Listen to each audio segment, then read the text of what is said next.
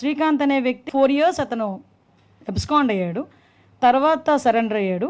Last గవర్నమెంట్లో దగ్గర 27/1/2024 నుంచి 13/3/2024 వరకు అరౌండ్ 45 days అతని పెరోల్ మీద బయట ఉన్నాడు.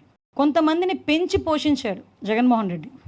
అటువంటి వాళ్ళందరి మీద కూడా ఉక్కుపాదము. జైల్స్ డిపార్ట్మెంట్తో కరెక్ట్గా 4 days బిఫోర్ నేను రివ్యూ పెట్టుకున్నా. ఆ రోజు నాకు ఆ సూపరింటెండెంట్ నాకు చెప్పాడు, madam he's very notorious candidate, అతని పెరోల్ వచ్చింది, జస్ట్ ఒకసారి చెక్ చేసుకోవాలి, లేకపోతే మనం ఇబ్బంది పడతాం. వెంటనే నేను ఆ రోజు ఆర్డర్ ఇచ్చాను. పెరోల్ ఆపాము, పెరోల్కి ఇవ్వకూడదని చెప్పాము, అతన్ని తీసుకొచ్చి మళ్ళీ జైల్లో పెట్టాము. అతని వెనకాతలు ఏం జరుగుతుంది, పెరోల్ ఇవ్వడానికి ఎవరెవరు ఇందులో సహకరించారు దాని మీద ఎంక్వైరీ జరుగుతుంది. ఎవరైతే దట్ లేడీ ఆవిడ బ్యాక్గ్రౌండ్ ఏంటంటే అట్లా ఎంక్వైరీ జరుగుతుంది. ఆవిడ వెనకాతలు ఎవరెవరిని బేస్ చేసుకొని ఆవిడ ఇంత నెట్వర్క్ చేసిందన్న దాని మీద ఎంక్వైరీ జరుగుతుంది. ఎవరిని వదిలిపెట్టే ప్రసక్తి లేదు. మీరందరూ ఎక్కడ కూడా బోట్లోనే రాలేదు, నీటిలో ఈదుకునే రాలేదు, కనీసం అనకూడదు. కానీ మీ ప్యాంటు కూడా చిన్నది కూడా తడిచిన పరిస్థితి కూడా లేదు. ఎక్కడండి మునిగిపోయింది? ఈరోజు సెక్రటేరియట్లో మేము కూర్చొని మాట్లాడుతున్నా, మరి అమరావతి మునిగిపోయిందని ఇలాంటి ఫేక్ ప్రచారాలు చేసినప్పుడు ఎలాగ ఈరోజు పేపర్లోని గట్ట కొంతమంది రాస్తున్నారు. ఒక మాజీ మంత్రి, మీకు గమనించి కామన్ సెన్స్ లేదా? ఎక్కడో జరిగిన రిగ్గింగ్ని తీసుకొచ్చి పులివెందుల్లో రిగ్గింగ్ జరిగిందని చెప్పి ట్విట్టర్లో పెడతారు. కొంతమంది అఫీషియల్స్ ఉన్నారు.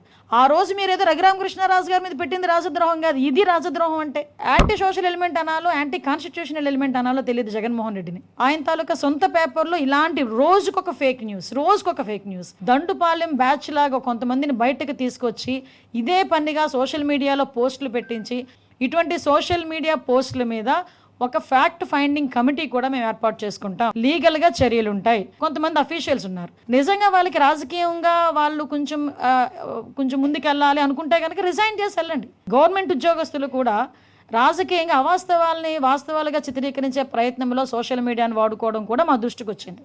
అటువంటి వాళ్ళ మీద కూడా కంపల్సరీగా వాళ్ళ మీద ప్రభుత్వపరమైన చర్యలు తీసుకోవడానికి కూడా ఎక్కడ కూడా బ్యాక్ స్టెప్ అయ్యాం.